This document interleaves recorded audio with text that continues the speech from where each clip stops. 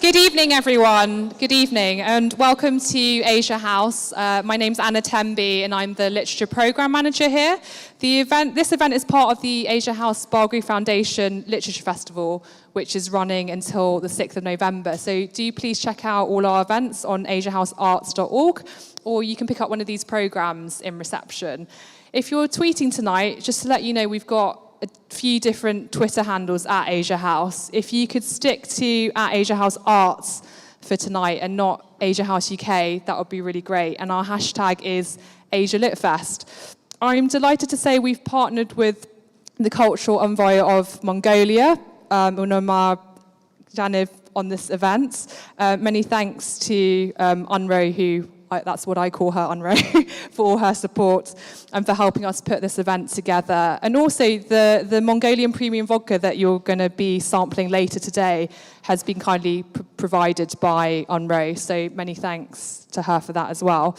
There'll be a chance to ask the speakers your questions at the end, and then we'll have the food and vodka tasting after this. Many thanks go to Paul Bloomfield, who's our in-house chef and caterer for the Mongolian food this evening. We've also got copies of The Lonely Planet, which has been updated this year in June, on sale this evening if you're inspired by what you hear tonight. So please do check that out after this talk. Our moderator this evening is Anushka Gantumur, who recently graduated in international relations with a first from University of Westminster.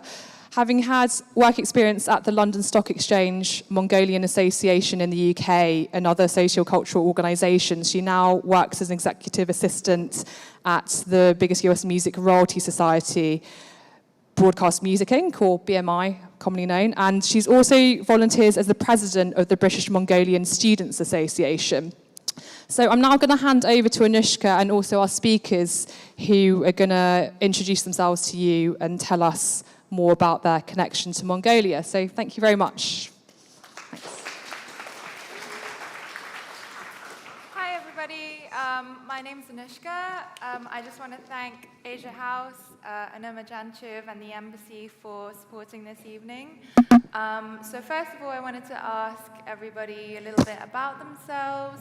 If we go down the line, Manisha, Tom, and Bomachir. Thank you. My name is Monisha Rajesh. I'm a London-based journalist. I've been working in lots of different fields for the last 15 years, but in the last 6 years I've been doing travel writing mainly, after I did my first book around India in 80 trains, which came out in 2012. I then worked at The Week magazine for about 3 years until I got very itchy feet and decided that if I was ever going to do another big train book, then it had to be now. And so I quit my job and I went around the world in 80 trains, which this is not the final cover, this is just a proof that I happened to get this week. But that's what I've been wrestling with over the last year, and the book's coming out in January. So I'm involved this evening because an enormous part of my trip was on the Trans-Mongolian, from Moscow all the way through to Beijing. And I spent substantial time looking out of the window at the whole of the country, which was quite an amazing experience for me, but also quite an eye-opening one for someone who had read absolutely nothing about Mongolia, knew nothing about Mongolia, and had never even looked at any pictures of Mongolia. So hopefully what I have to sort of offer you tonight will be of interest. My name's Tom Morgan. I set up a company called The Adventurists, and in about 2001 I bought a tiny little Fiat 126, which is a very small car, and then picked somewhere I knew nothing about and tried driving to it and failed miserably, and then shortly after that set up an organisation. Well, I set up an event called the Mongol Rally, which is a car rally from originally London to Mongolia.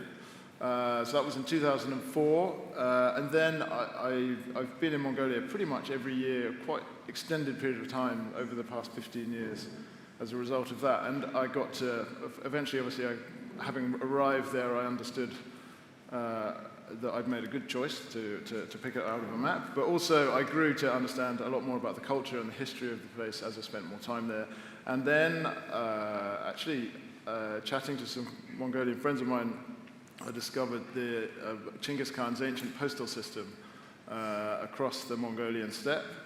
And we'd been thinking about organizing a horse race, and the two came together very nicely. So in 2009, I launched what's now the world's longest and toughest horse race, the Mongol Derby.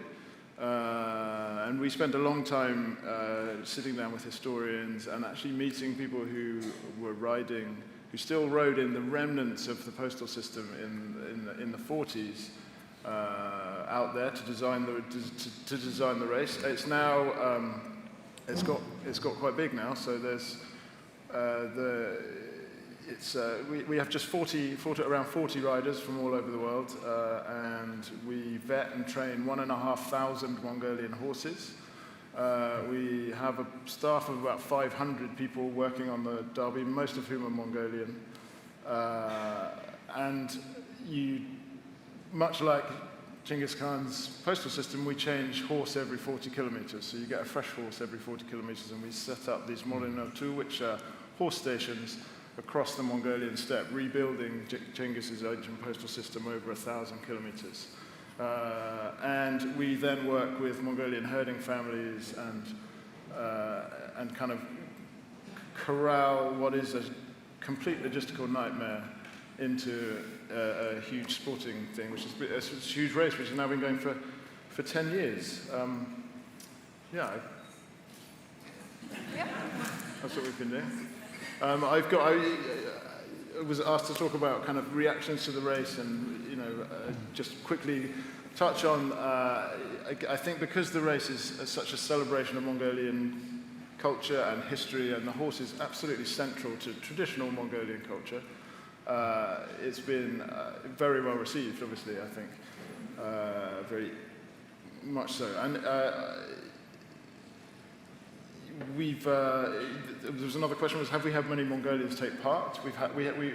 Because it's such a logistical complication. It's very expensive to put on, so it's quite expensive to take part. So we are actually working with sponsors now to bring Mongolian riders, and as soon as we do, they're going to win every year, without question, by a very large margin, because they're unbelievably good horsemen. In Mongolia. Amazing. Thank you, Tom. Good evening, everyone. I'm Mongolian. I'm an anthropologist, but I'm not such a good horse rider. Mongolian men usually ride horse very well. But no, I've been riding horse, but not for that long. But I've been taking the Trans-Siberian Railway back in the 1980s with my family, all the way from Ulaanbaatar to Paris. Moscow and then to Paris. My father had a job in one of the universities in Paris that time, and we spent some time there. Well, I've been traveling to probably most provinces of Mongolia, not most, all of the provinces of Mongolia, not all of the sub-provinces, mostly traveling for work reasons rather than tourism or travel. Doing field work, and my academic work started from folk culture, religion, shamanism, and then nomadic pastoralism, environmentalism. So this is the areas where I've been doing some work, and I've been doing lots of field work in different parts, as I said. So if you want to know probably about different parts of Mongolia, I can probably give you some good tips about like what is what as a local person. And you're currently working at UCL as a researcher? Oh yes, forgot to say that. I am currently working at UCL. I came to the UK first in 1999 and became a student in 2000. And became an anthropologist, graduated from the university, came back to Mongolia, started working at the National University of Mongolia in the anthropology department. I spent there some years, and then came back again to the UK to work on a research project at UCL Anthropology Department, where I am currently affiliated. And my contract is finishing soon, and I'm going back to Mongolia probably around the new year or after this year. Start my work at the National University again. Amazing. So to get the question started, before you left Mongolia, and before you came to Mongolia, what were the images that you saw of Mongolia, and how has those images changed because you've been there and you've left? It can be quite a long answer for me because I've been back and forth so many times. The first time I was a kid and then came back, I think we came back in 1988 or 7. It was an old communist time. I spent most of my secondary school years in Mongolia. Life was a bit harsh during the 1990s, but we did quite well. And then I became a student, I said, and then Mongolia's been, the change's been really fast, I should say. Especially those who haven't been to Mongolia for a couple of days, when they return, you can actually see. And then, of course, the most visible change is actually the buildings in the capital city, how fast they're growing. It means something happening in the economy. The economy is growing. It has lots of good things, probably some other negative factors as well. So that's the main thing you notice. Also, lots of changes in terms of people in their living. The population is getting really young, so now we have a younger generation dominated population in the country, and basically they want all what young people want, like travel abroad, see things, explore. So from that sense, Mongolia started becoming quite a modern urban place, especially in urban areas, and that's one area where foreigners do not pay much attention. Like many people, tourists, when they come to Mongolia, some of them barely spend a day in Ulaanbaatar and then just travel to the countryside. But for us as young people, there are lots of interesting places.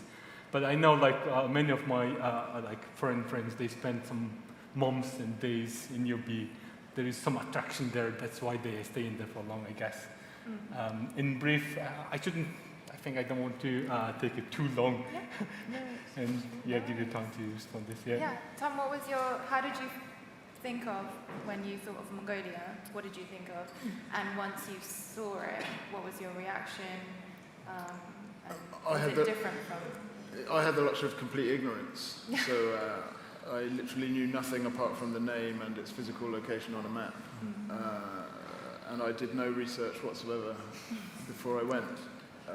So everything I now know was just through experience of getting there. And it's an incredible country. I think when I arrived, I'm not sure the question was how has it changed in my experience. But how has it changed? Okay, so I arrived in 2004, it's obviously post-communist, but I think it was at the very beginning of the massive economic expansion or the changes in the city, and I've actually spent most of my time, maybe 90%, in the capital city, not in the countryside. But obviously we work very closely with the herding families and in the countryside, so we get to see an interesting change in both societies. And I would echo the same about the young people and their aspirations are very obvious, inevitably very similar to young people anywhere in the world. And we employ maybe 30, 40 translators every summer. And we always try and pick young kids and inevitably the people who speak the best English are city dwellers, but they're often people who, a lot of them, have never really been very far into the countryside. So quite often it's actually, for our translators, it's their first experience of traditional Mongolian life as well, which is quite an interesting thing to see. But and then the changes in the herding life fundamentally has remained obviously about the same for the last 800 plus years. There are you see small changes. Obviously, the modern world creeps in everywhere. Things like the prevalence of cheap Chinese motorbikes has changed the way people herd their animals now. Yeah. So the horsemanship is, when you were herding your animals, 2004 in the early days, you used a horse. Nowadays, if you're herding your horses, obviously you're still herding horses, but you tend to do it on a leaf fan or a Jianxing motorbike. It's small changes, but I think they do slightly affect the culture, and it's changing. But yeah. And a lot of nomadic families are using like solar panels and have TVs in their gears. There was a particular Korean soap when I first started traveling through the countryside that everybody seems to be obsessed with. Amazing. And Manisha, what was your experience before you went to Mongolia? Did you have any thoughts about it before you went? And what did you think of it after you'd seen it?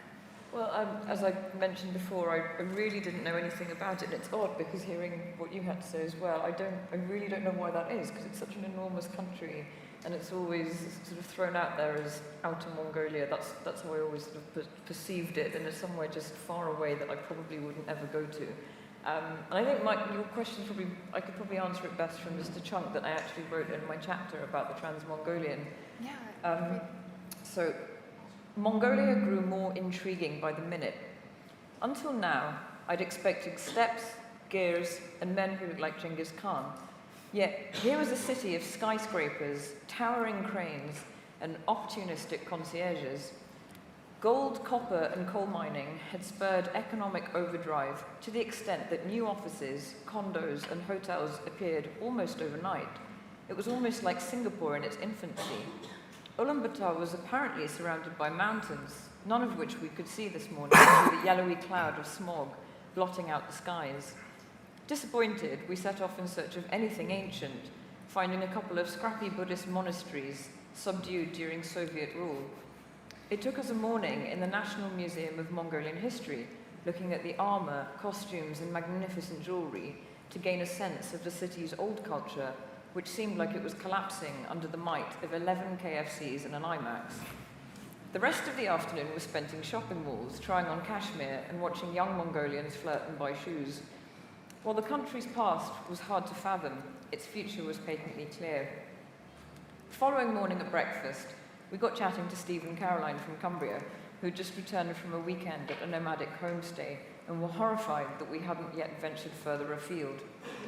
"You can't possibly say that you've been to Mongolia if you've not been riding on the steppes," said Steve, his cheeks browned by windburn.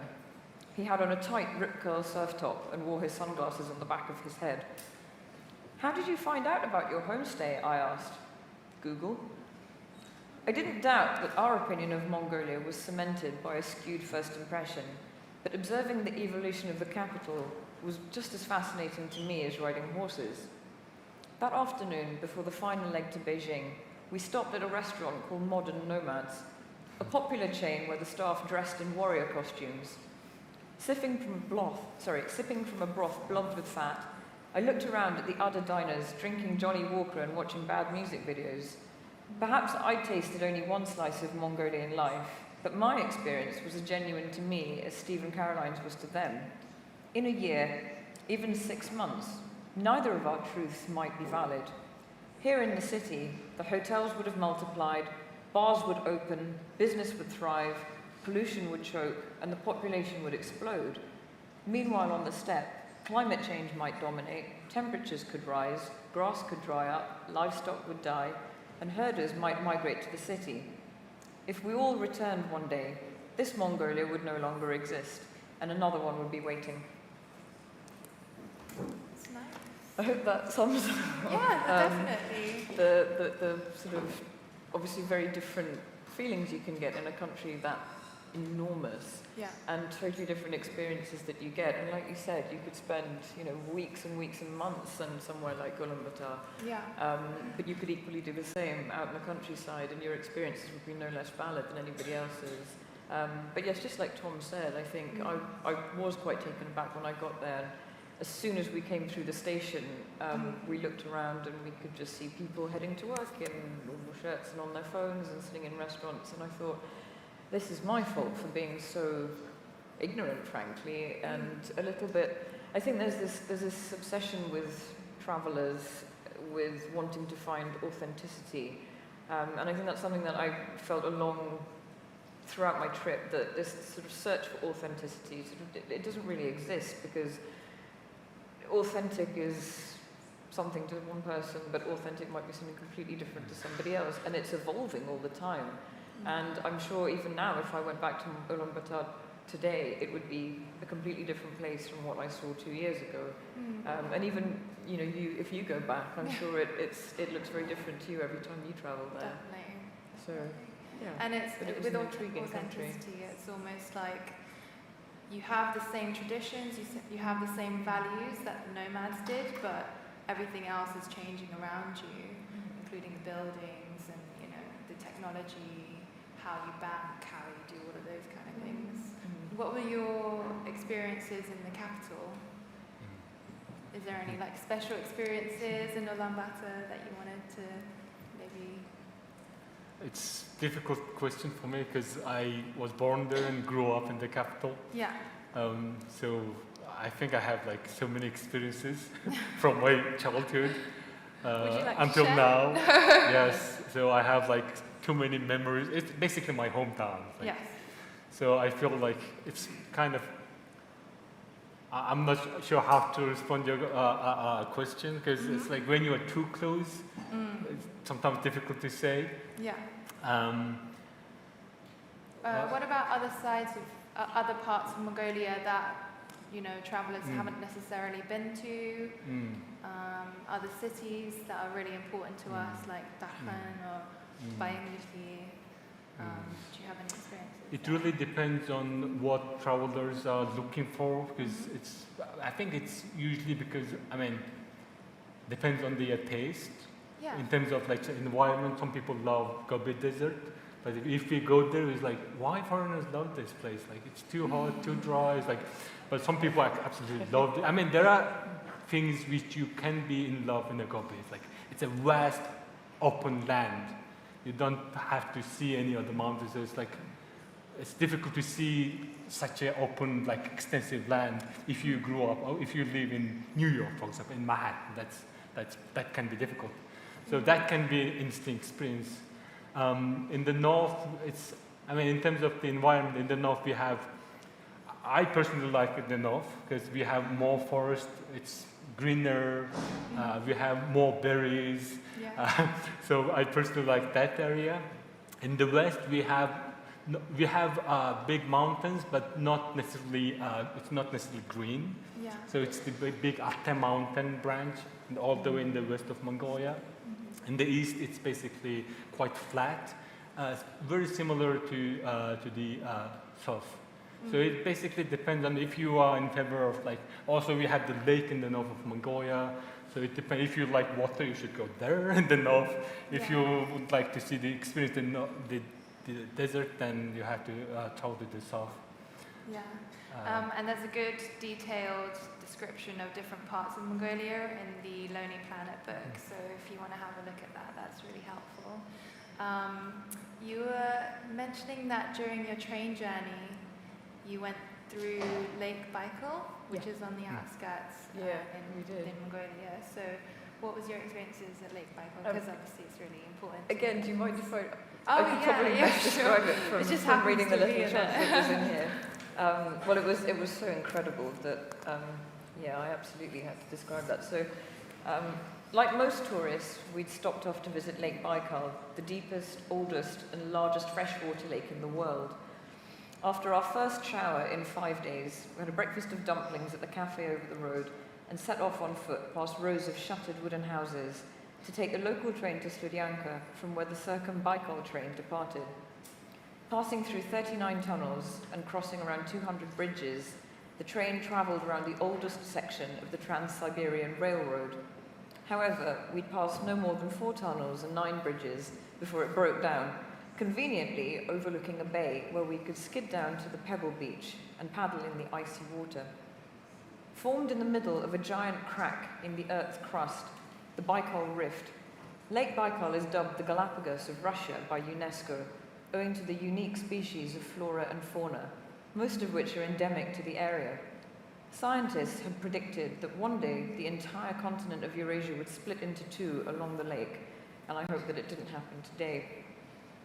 A couple of French tourists were skimming stones at the edge of the water, and never one to shy away from Anglo-French rivalry. James, who's my now husband, began to whip a few of his own, pleased at the way his stones bounced just a couple of times more than theirs did, before disappearing with a plop. But when the Russians stripped off and plunged in headfirst, he sat tight. Numb to the ankles, I watched the water twinkle in the light, green and blue hues bleeding into one another's paths. From time to time, concentric circles emerged and expanded on the surface where freshwater seals turned somersaults. Dwarfed into insignificance, I clambered back up to where the train was beginning to exhale, plumped up and ready to go. And I'm just going to read a tiny bit from when we were on the train at night, crossing right into Mongolia. It was complete darkness, and I think pretty much the whole train was asleep. Holding back a curtain, I stilled my breath as a glow lit my face. It was 2 a.m., and the train was curving around the southernmost point of Lake Baikal, which shone like a spill of mercury. The sun had set hours earlier, and I couldn't understand where the light was coming from. A strip of red sky lay against a sliver of silver lake, as though fire danced on the water. I wanted so desperately to capture that moment and keep it alive, touching my head to the glass to bring it that little bit closer. Until now, I'd taken the train for granted, dismissing it as just another long-distance service to endure. But I saw now that this train carved up the earth, shining a light into its darkest corners. It unlocked the land and threw open the skies, revealing forests tall and fearful, and the night golden bright. Amazing. So, Such a wonderful description of Mongolia at night and Lake Baikal. And by day, Lake Baikal was probably one of the highlights of our trip.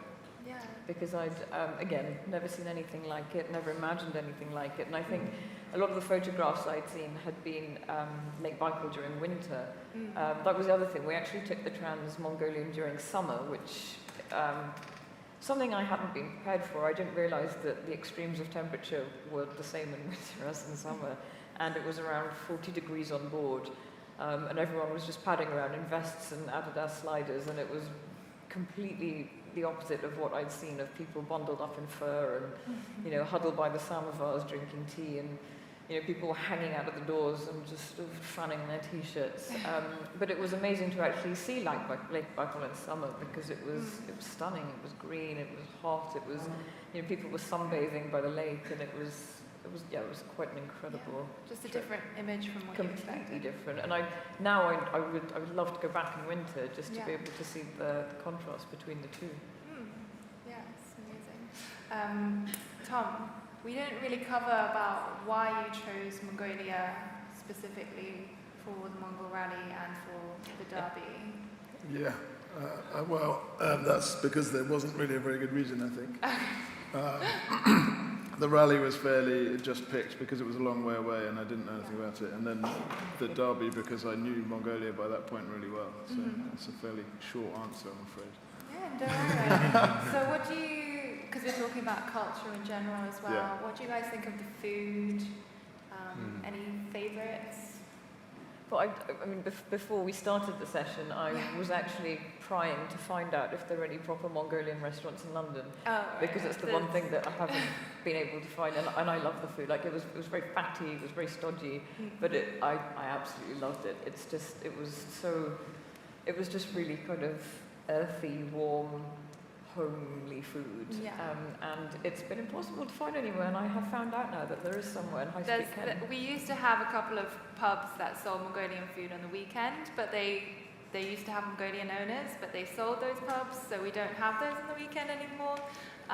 There is one place near High Street Kensington that is just a small canteen, and it's just very homely, that sells Mongolian food. So if you want to know, come up to me afterwards and I'll let you know where it is. Tom, food-wise? Yeah, well, we with the horse race, all of our riders live with the nomads, so they eat Mongolian food the whole way around. And the hoishor, which is like a kind of tiny deep-fried Cornish pasty, fantastic. Horhog, which is like a mutton with stones, cooked with stones, also fantastic. I'm not so used to things like irag still. What's that? It's like a fermented mare's milk, which is a kind of slightly warm, fizzy beer, which is a ceremonial drink as well. And obviously, when I'm organising the event, often people prepare their most ceremonial meal, which is very generous of them because the nomadic culture is incredibly open and generous. But that is usually boiled organs, which is I've actually got quite to like. And this summer I rode. I didn't ride the whole thing. I rode about 300, 400 kilometers at full speed across Mongolia. Just kind of hadn't ridden the Derby, so I hadn't been out on the Derby for a while. So I was doing that, and something about riding a horse and the food. It all works really well. I was cold, I was hungry, and it was fantastic. It's amazing. That's a very good question, especially for me because I'm vegetarian. Ouch. And many people get quite shocked that, well, we are having increasing number of vegetarians in Mongolia. I'm not the only one, I must admit. And if you are vegetarian and planning to travel to Mongolia, it shouldn't be a problem at all, especially these days. I mean, the whole world is becoming vegetarian. Exactly. now So as it's, well. in Ulaanbaatar, that's absolutely no problem at all.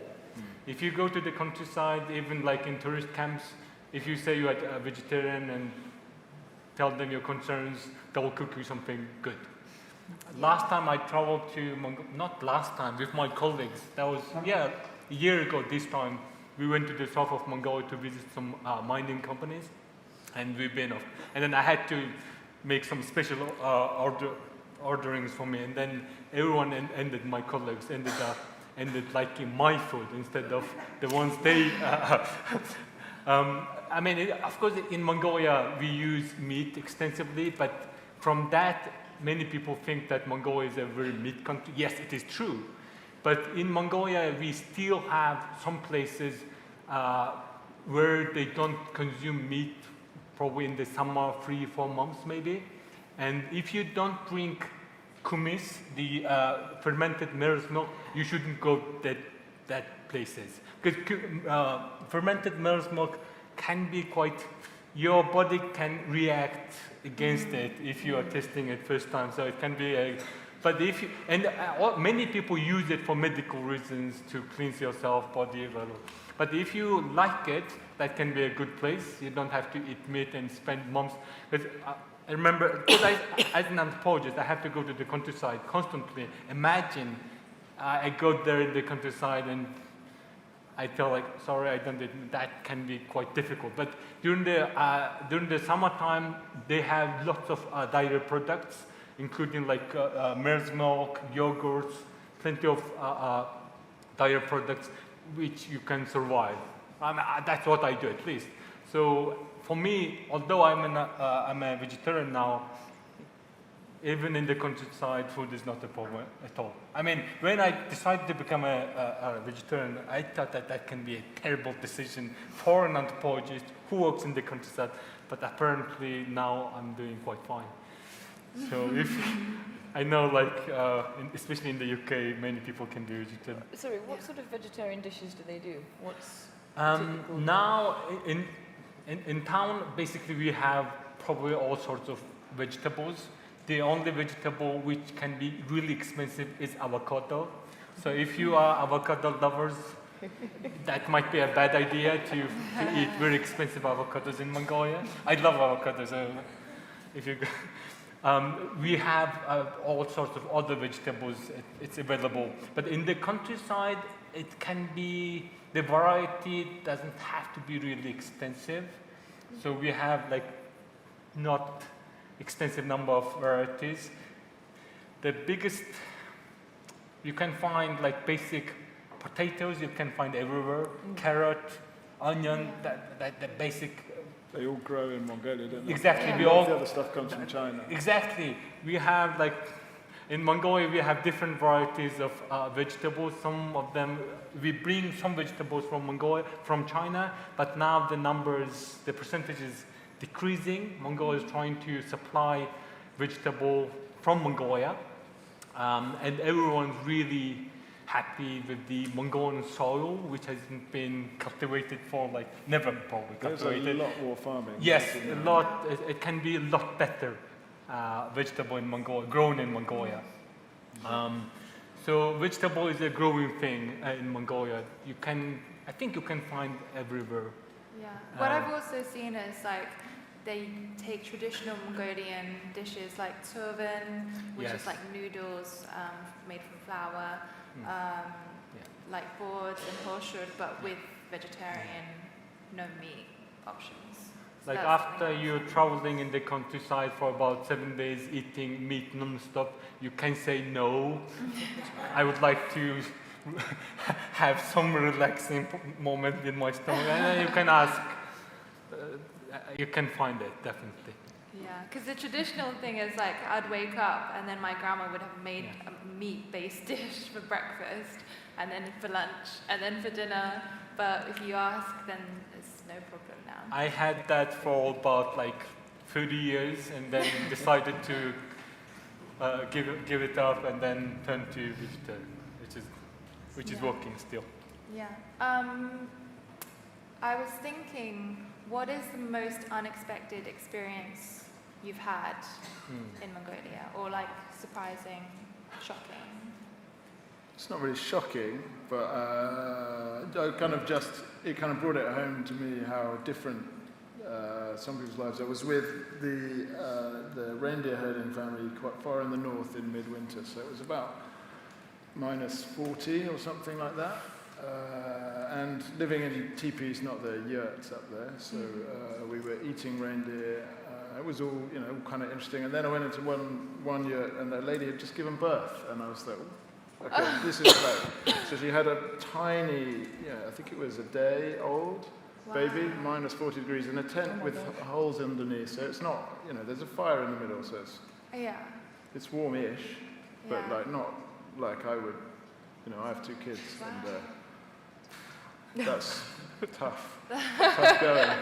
Right. Yeah, it was amazing. Yeah. So I just, the obviously culture and environment are inextricable in places like that. I mean, I guess that's true in a city as much as it is in the countryside. But when you were up north, was it very different from the other parts of Mongolia that you've been? I think there's pockets of difference. There's a few reindeer herding families up in the north. We were trying to see if we could. They ride on the reindeer in one of the tribes. We were going to try and see if we could do a race on them, but they're too slow. Oh, right. It's been the world's slowest race. And in the far west, obviously, it's a bit more Islamic with the Kazakh influence. Slightly different shaped yurts. Gers, and what about from each side? Is the hospitality the same? The kind of personality? I think so. Everyone, I think by necessity, people are very open and welcoming because in a nomadic and relatively harsh environment, you have to rely on other people, and I think that's massively, I'm not an anthropologist, but my assumption is that has has influenced the culture. Tell me I'm wrong. I might drive the talk a bit too academic size because it's my background. So, the question of shocking. Because I'm Mongolian, not many things can be shocking to me, because we get used to things. But there's one thing you can get shocked, or maybe you can get disappointed, and that's one thing you should remember. I had to walk about 50 kilometers. That was like 1990s, and there was an anthropologist from the United States, from Harvard, and I was quite young, and he asked me to assist him in the fieldwork. and it was partially our fault. We decided to see a shaman, which is a bit distant from the sub-province center, about 50 kilometers.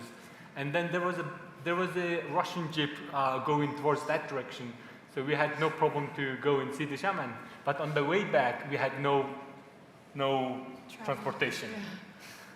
And then we were advised to walk for 25 kilometers from that household to the main road. But when you say main road, it's not like a nicely built paved asphalt road, it's what we call dirt road. We walked for about 25 kilometers, walked for some hours. But the thing is, you can't miss the main road. Because in the countryside, there's like dozens of roads, dirt roads. And then around midday, maybe it was about like 1 o'clock, 2 o'clock, we noticed that the public transportation we were expecting passing by from a road which we thought that not the main road. Oh. Means that we missed probably the only transportation. That was 1990s. The good thing, it's a bit better. I wouldn't, yeah, it's a little bit I wouldn't call it shocking, but what was really nice is that the lady in the family, she's been walking with us for 25 kilometers to show the main road, to make sure that these guys are getting the only transportation. And then she had to walk for another 24. Yeah. I wouldn't do that to a random visitor to come to see her and interview. Like, she had to wake up early in the morning, walk with us for 25 kilometers, and then she felt really sorry that she couldn't even notice the main road, and we missed. Anyway, so, but the good thing is that we've been traveling with a group of doctors from the secondary provincial town center. They got really worried that the American guy and the young Mongolian guy disappeared.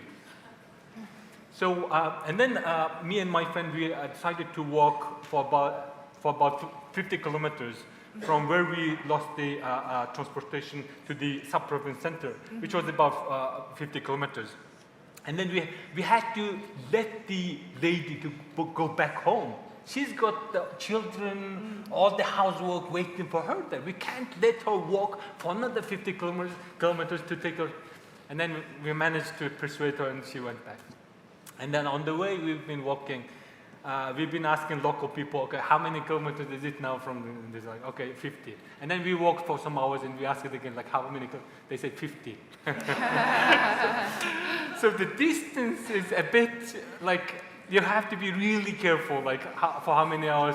We thought that we can be there by the morning, but it didn't work like that. And then it was about like midnight. Imagine we've been walking, like the road splitted, and it was dark, and we didn't know which way we should take. And then we decided, okay, let's just sleep here. And then around like 2 in the morning, someone's shouting like, Dan, my friend, his name was Dano. His name is Dano. He's like, Dan, Bomochur. And then we woke up like, someone's calling us. And then it was a Russian van of the sub-province mayor, governor, and bunch of our doctor friends looking for us in the middle of nowhere, in the darkness. Like, this guy, 2 young people disappeared. It can be dangerous.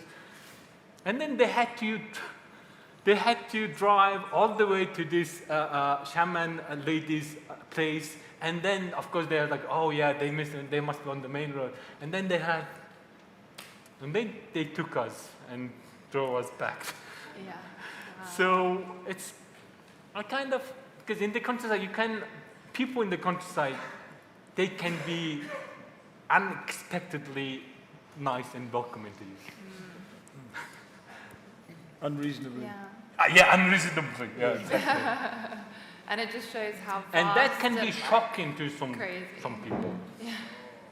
It's amazing. I kind of took it granted as Mongolian, took it expected, but it can be unexpected for many people, really. definitely. Yeah. And Manisha? Just picking up on what you were saying, the vastness, I think, nothing shocking, but just so overwhelming to, especially when you're sitting in one place for 48 hours from when we got back on the train at Ulaanbaatar to Beijing. It was just over 48 hours.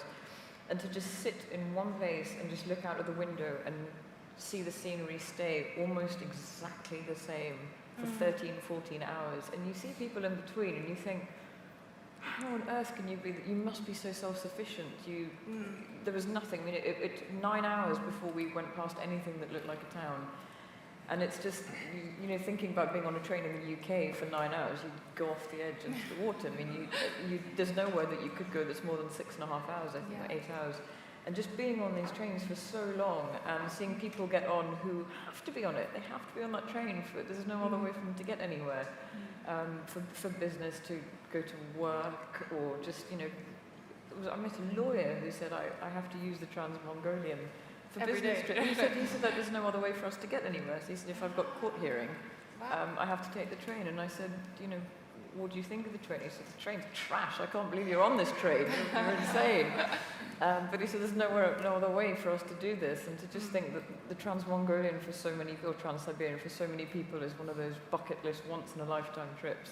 Yeah. But for other people, it's an everyday. It's commute. Yeah, and that's what I just remember thinking, well, your perspective is so very different when you're other way around. Yeah, what was surprising for me when I go over to the countryside is that when the drivers take you somewhere, they know exactly where they're going. They just like drive over rocks and hills and mountains, and they're like, yeah, it's that way, and then we end up in the right place. Yeah, that's very true. We have a lot of, we have about 30 odd trucks that we hire every summer again, and we have international vets, and so we have a mixture of an international crew who are obsessed with GPS, and we have to, you know, someone breaks their leg or whatever quite regularly, and so we send out coordinates, and they're just obsessively following GPS. And then quite often we get big arguments between the vet and the driver, and always the driver knows what they're talking about. And when the vet wins, that's when we have to dig someone out of a bog because they've got the car stuck, or they've driven up a mountain and they can't reverse. Right.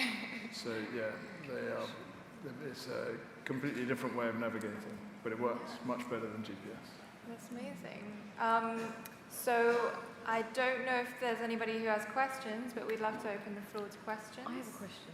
Tom. Have you Manisha? taken your children to Mongolia? No, not yet. Not yet. I was going to do it this summer. Are they very little? They're 5 and 3, but I was going to take them this summer, but I ran out of time. I was going to drive them. But, Oh, wow. So it's somewhere that you'd happily take? yeah, definitely. Yeah. Okay, good to know. Are we able to get a mic to people who have questions? Yes, okay.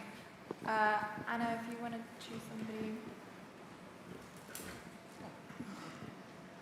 Hello? Hiya. Okay, so I'm sitting here listening to you, and I'm looking at a picture of an animal which has not been mentioned so far. What's with the camels or dromedaries? Are people really still living in that world with camels and girls, or is it a fantasy now? No, it's true. It's not a fantasy. It's a diminishing, the herding lifestyle is diminishing as people move to the city, but people do absolutely 100% rely on their livestock, and in some areas further south, they're camels. It's a smaller area. Most people it's horses and sheep and goats. Yeah, definitely. I have a cousin who's actually married to a camel herder, and he uses the camels to get tourists and, you know, that for tourism mainly now, but they're not really relying it on for anything else, in my family anyway. This is the main, probably the best means of transportation you're looking at, this animal, camel. These the camels can travel without drinking water for some 30 days or something. So in the countryside, these used to be the main, like like let's say traders used to travel from Beijing to Ulaanbaatar in the old days. That was the main transportation, and there were no trans-Siberian train that time. So this animal has been like the main, let's say, transport. Also, regarding the animal husbandry, although the population of the herders family, herding population is decreasing, as you probably heard that the number of the livestock is increasing in Mongolia. Because this animal husbandry or the nomadic way of life is key in the Mongolian national identity. So the state, the government, they encourage this national identity dramatically. So as a result, we ended up having like around 60 million livestock. The population is 3 million, as you know. I think 60 million is in sheephead counting. And the number is increasing.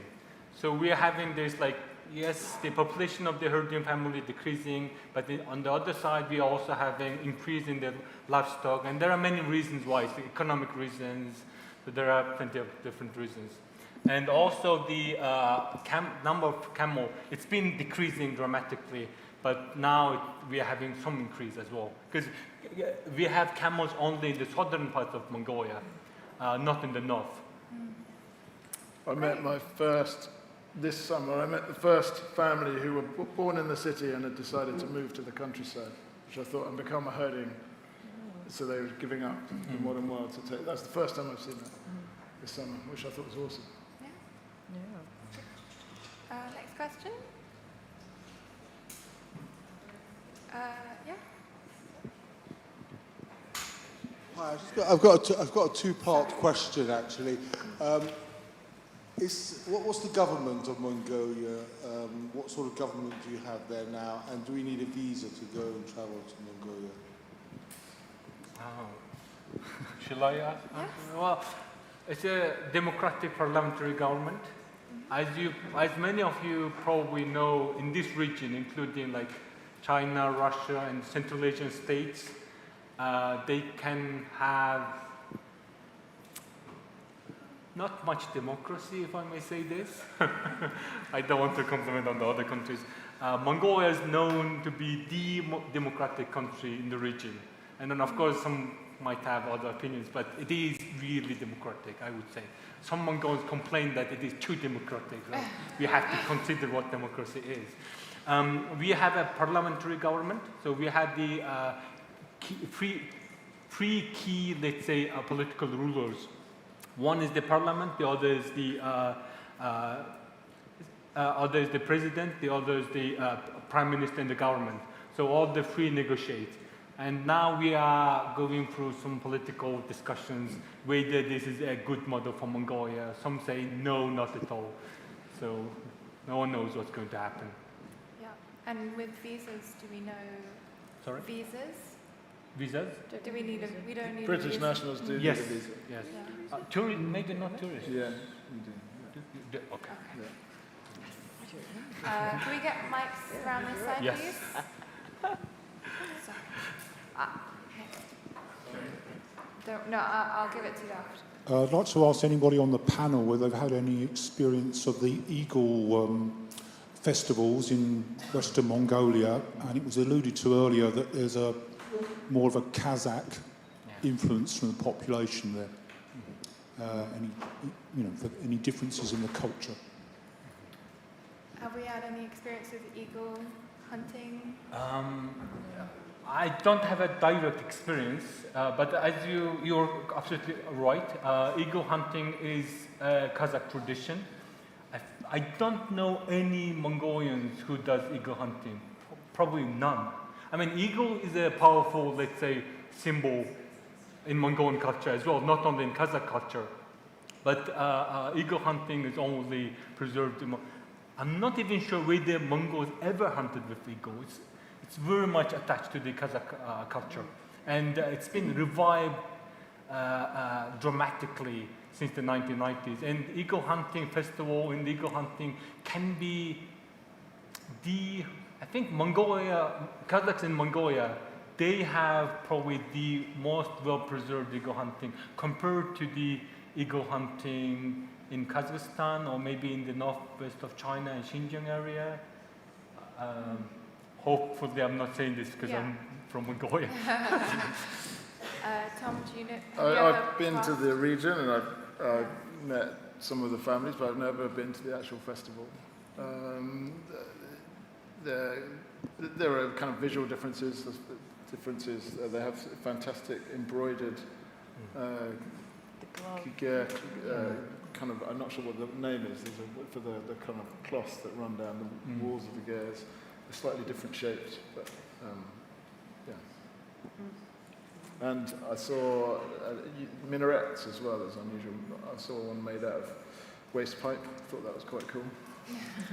And eagle hunting can be quite, the reason why Kazakhs have it and Mongols do not, it's mostly to do with the environment, because where the Kazakhs are inhabiting, they have like big, tall mountains where they can find eagles a lot, or young eagles to train. But in the south of Mongolia, we can't find eagles like this. So probably it's to do with the environment, the eagle hunting practice. Yeah. Could we get a mic to the gentleman in the front? He was asking a question. Thanks. I just want to ask about the relationship between Outer Mongolia and Inner Mongolia, of course, Inner as part of China. Obviously, it's part of the same cultural heritage. I've only been to Inner Mongolia from Beijing. Obviously, a shared landscape and culture with the desert more in the south, as you were saying, with the camels and so on. But since the end of communism and the Soviet Union in the north, Mongolia, Outer Mongolia's affiliation, and China as a communist state, but obviously sharing a modernization program and so on, more of a modernized life. What kind of interaction is there between both Mongolias and affinity and crossing over with shared experiences, families and relatives and so on? From what I know, there's been a large influx of Inner Mongolians coming to the cities, especially Ulaanbaatar, to take up jobs there. That's all I know from my side, but I don't know too much from my side. I can try to answer the question. It's a very nice question, and I can probably go on and on about talking about Mongolian and Inner Mongolian experience. I did my fieldwork in North China for my research, for my PhD, but not Inner Mongolia. It's called Qinghai in the northwest of China, below Xinjiang, among minority group of Mongols. And I still do some research, and I have particular interest about Mongols outside Mongolia, including Inner Mongols. And then also I had the chance to do some fieldwork in the border region where Mongolians and Inner Mongolians share the border. And just after 1990s, I think it happened in 1991 or 2, the border opened in the northeast of Mongolia. From people's memories, from my interview, I now remember that they've been waving each other from the two sides of the border. And some of them have been shouting like, "Oh, I'm live," or "Your cousin," that. They can kind of, they haven't met for many years, but lots of relatives, it's like North Korea and South Korea, lots of relatives, friends, distant families, they gotten into the two sides of the border. And some of them have never heard from each other since, for some 30 years at least, from the Cultural Revolution in China probably. So some elderly people were telling, like, first time I've heard from them, so excited. It was a so emotional experience in the 1990s. Finally, they discovered like their distant relatives. They find out that they are still having good life and they are healthy. Now they are actually having a very pleasant life, I must say, because many people on the two sides of the border, they can visit each other without, they get, I don't know how the visa thing works, but I know some things like they can, without much, let's say, border or visa permission problems. They can visit each other over the weekend. Some people actually send their children on the other side of the. So for local people, it's quite flexible, and taking this as a benefit, many also run some local trades on the both sides of the. So some use this as an advantage. So but basically there are many things culturally happening. Yeah. For example, in Inner Mongolia, we have in China in total, the estimates say they have 5.8 million Mongols. But some people argue on this, like, well, we can't know whether who are Mongols or not, blah, blah, blah. But the estimates say 5.8, while we have 3 million Mongolians in Mongolia. And 4 million of them are actually in Mongolia. So this is, for me as an anthropologist or an academic, this is a very potential, let's say, economically, we can sell lots of Mongolian products to Inner Mongolia, for example. We can expand our economy. Maybe not many people like mare's milk, but we have 4 million people who love mare's milk in China, in North China. The things like this. So it gives different opportunities for Mongolia. Yeah, so positive relation on trading. Yeah. Any more questions? Can I ask you, is the influence of shamanism very strong still? Well, I think I have to answer this question. Yes, shamanism was not strong for about 200-300 years, because we have like strong Buddhism in Mongolia from India and Tibet, and Buddhism got really strong since probably 1700s, 1600s even onwards. But we had lots of shamans practicing in the, let's say, in different regions of Mongolia, especially in the north.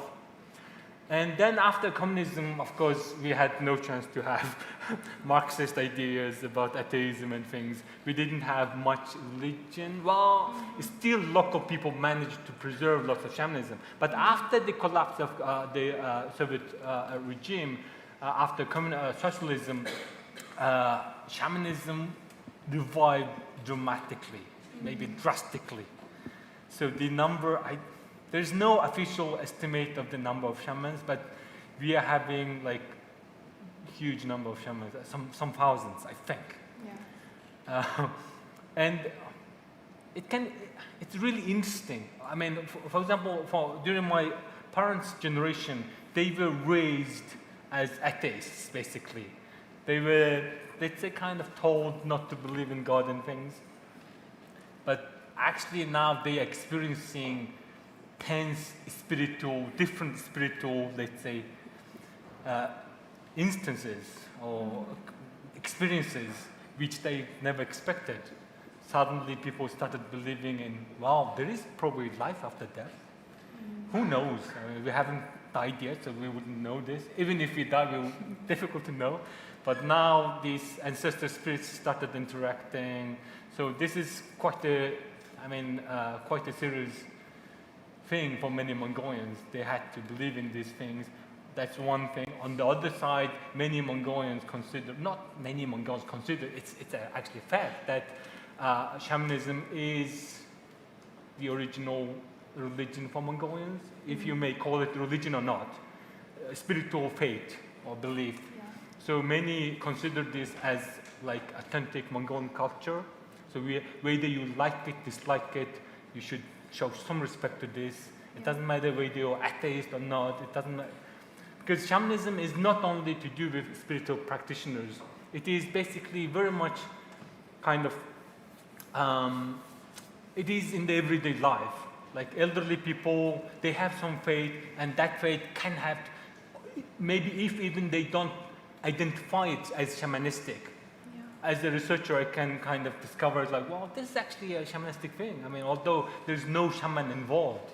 So shamanism is not only a person, but it's a huge, like, let's say, cosmology, the way how people understand, like, human nature, earth, everything.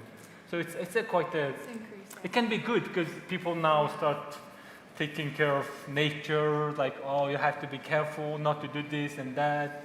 So more respect happening. Definitely. Have you guys had any experiences with religion in Asia when you were traveling or in Mongolia? My own experience I met a shaman in the traditional sense, but my most interesting experience was one of my friends consulting them by text message. I thought that was... Sorry, did what? Consulting their shaman by text. I thought I wasn't quite expecting. Technology, I was in Tibet was one of the routes that we did on the train, and there was a Tibetan nun on board with a gold iPhone. She was on WeChat, which is sort of because WhatsApp isn't available there, so she was on WeChat. And I had WeChat too, because we'd been using that to communicate with each other. And she said, well, she couldn't understand a word we were saying, and vice versa. And yet she was giggling, and we somehow managed to figure out what everyone was doing. And she showed me how to scan the QR code, because I didn't know how to do it. She took it off me and she showed me, and then she handed it back. And a couple of seconds later, this contact came up, and this little golden Buddha just exploded onto the screen in emoji. And I still get them from her every so often now that we're back home, and it was incredible. You know, things moved on. Things are very different. And why not? Why shouldn't they? Exactly. More questions? Is there anyone on this side that you want to pass it to? I think Anna wanted to. Oh, I've recently been reading a biography of Genghis Khan and all his conquests. Got a major book. And I wonder what modern generation of Mongolians think of Genghis Khan. Do you revile him, admire him, etc.? My experience, which is limited, far more than you can speak from personal experiences, that he's very well respected in Mongolia. He's like a national hero. The national symbol, for sure. He's the father of the nation. Yeah. But he wasn't considered as the father of the nation for some reasons during communism, but after 1990s, he became the utmost national hero. And we apparently have the largest horseman statue in Mongolia, which is, of course, the statue of Genghis Khan. And this is the tallest horseman statue on earth. I think it is, yeah? It's big, yeah. Mm-hmm. Huge. If you give the mic to the gentleman over here. Can I just ask what languages will get you by in Mongolia? English, Russian, Chinese? So we speak Mongolian, but the generation before me were taught Russian in school because of the Soviet Union.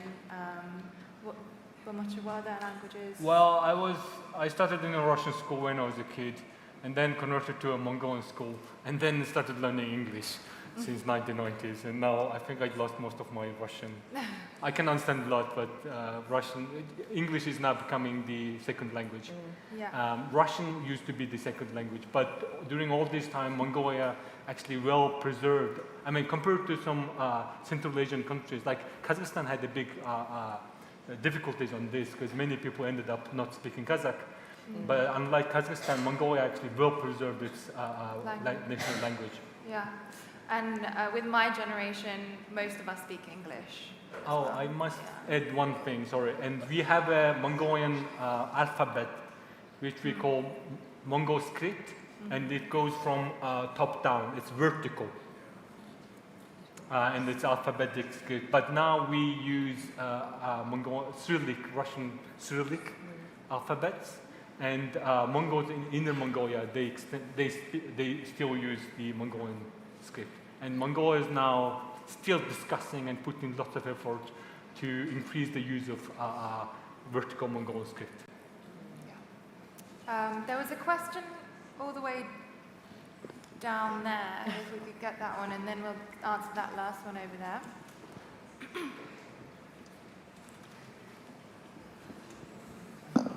Yeah, hi. I've got two questions. The first one is there like volunteering opportunities in Mongolia for orphanages? Volunteering opportunities in orphanages. Is that correct? Yeah. Yeah, and your second question? The other question was, is there like places? What is it? Is it a motorcycle-friendly country in terms of like places like to rent or to buy a motorcycle? Is there places of, so are there opportunities in Mongolia to volunteer for orphanages or doing social work, and are there places to rent motorcycles? Yeah, that's it, yeah. Got it. The first question I don't know the answer to. The second question, yes. Yes. Is it in the capital mainly? Yeah, if you want. It depends what kind of motorboat you want. But yeah, it's an incredible country for pretty much anything outdoors. I'm sure if you ask a herder for their motorcycle for a bit, they'll lend it to you for a while. You're probably cheaper to buy one of the rubbish Chinese motorbikes than rent one. Yeah. A few hundred quid. And do you know about volunteering opportunities? I'm sure there is a lot. A friend of mine asked me about a year ago whether I can help him to find an English teacher to teach English in one of the colleges in Mongolia. I think I was helpless, and I think I didn't help him well, and I didn't find it. Maybe I was too busy. Anyways, so yes, there are lots of opportunities, and we are having increasing number of humanitarian organizations. Volunteering is becoming a huge thing. So I'm sure you can find. I mean, you have to contact the right people. You can ask probably for some information from the embassy, like. Yeah, some of my friends in the audience pointing to themselves. So yeah, it depends on like what kind of volunteer job you want to do, where you want to be in Mongolia, in the countryside, or in UB, whether you want to teach English or whether you want to do anything, every other things. So yes, the answer is yes. Yes and yes. Yes. There was one more question at the back. Okay, one more here as well, and then we'll. Yes, is there much growth between the contacts of Britain and Mongolia, as with? Britain and Mongolia, the relationship? There's a book about the diplomatic history of Mongolia and UK. I'm not the best person to answer this question, although I spent lots of time in the UK. Yeah, I would recommend asking UNRMA or the embassy about relations between Britain and Mongolia. I think you can. They've definitely. There's some contact information on a leaflet that will be handed out afterwards. So that's the right person to ask for sure. There is lots of relationship. Yes.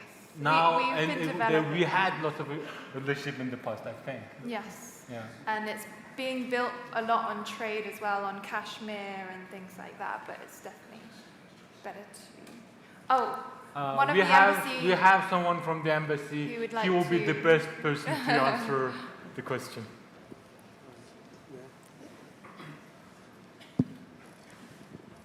Good evening, and thank you for inviting such a wonderful event about my country. And I'm one of those dead boring public servant works at the embassy. So therefore I'm entitled to answer some of the questions. And before answering that question, can I make a comment on an earlier question over there? The government of Mongolia is the balance of power is the parliament, the executive branch, and court. Those three are the main three branches. We try to keep them balanced. There are some arguments doesn't work, but who has some working system anyway in this world?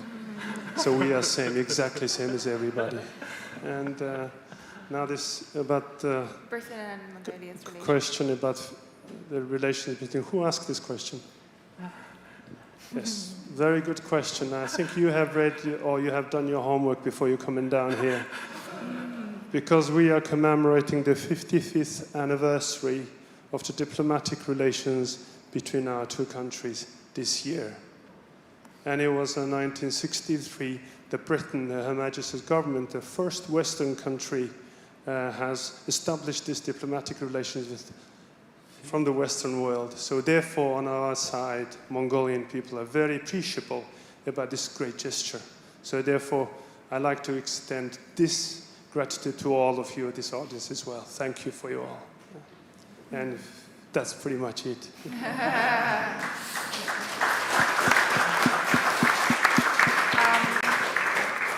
And I think that's all the time that we have at the moment. If there's any questions that you have left over, just come up to any of the speakers afterwards and we'll be happy to try and answer your questions. Thank you so much for coming. Thank you to all our speakers, Manisha, Tom, Bumuchur. Thank you to Asia House, of course, for hosting us, Anoma and the Embassy, and I hope you have a good evening tasting vodka.